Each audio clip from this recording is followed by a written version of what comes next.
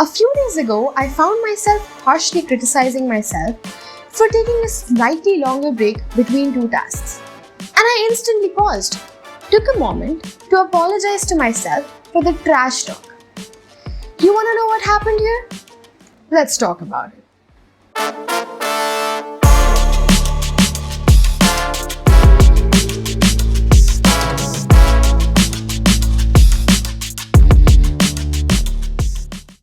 Now, do you find yourself constantly unhappy about yourself or your life? This might be possibly because of many reasons. Maybe your life choices, some of your life circumstances, some specific people in your life, and the list goes on. But if you look closely, you will notice that one of the major reasons is negative self-talk. Phrases that we often speak to and about ourselves, like, "Oh, I'm so stupid," or "I'm not good at anything. How do people even like me?" Sounds familiar, doesn't it? Exactly. We go about our days saying all kinds of ridiculous things about ourselves, all kinds of negative stuff. Now, to some people, it might seem like a source of motivation in the short term, which is an entirely different topic of debate. But what does it do in the longer run? It causes a general sense of dissatisfaction, sadness, and disinterest in our own lives. Because all of these statements make us feel like our own lives are not worth living. Believe me, if I say I've been there and done this, I'm not kidding. Until I finally learned my lesson after studying more about this. And trust me, it's not worth it.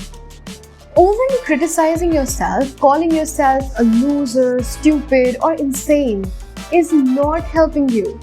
It might seem like that at first. It might give you an extra push to improve yourself in the short term, but no, it's not helping you in the longer run.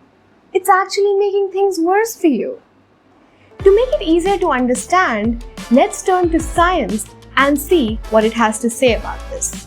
As per the findings of a study conducted by Peter Kinderman et al., a family history of mental health issues, traumatic life experiences, and lack of social support can predict higher levels of anxiety and depression.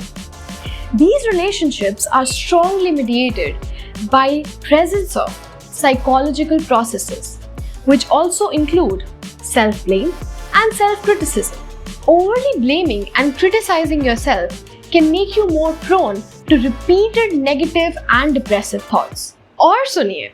Another interesting article in Very Well Mind by PhD Elizabeth Scott discusses how negative self-talk can lead to depression, limit our thinking, and even cause problems in relationships because we're not even open to positive criticism anymore. On the other hand, positive self-talk helps loads. In another research, self-talk intervention was provided to a group of athletes in which they learned positive self-talk. This self-talk training led to less anxiety and higher self-confidence, self-optimization, self-efficacy, and performance. So now that we know what harm negative self-talk can really do to us, what do we do to change the picture? How do we make ourselves our own best friend who encourages us positively rather than being our own harshest critic the entire time? Well, to answer this, I'll be coming up with some techniques that can help you counter your negative self-talk, be your own best friend, and make things turn out in your favor. Stay tuned. Signing off, Janvi.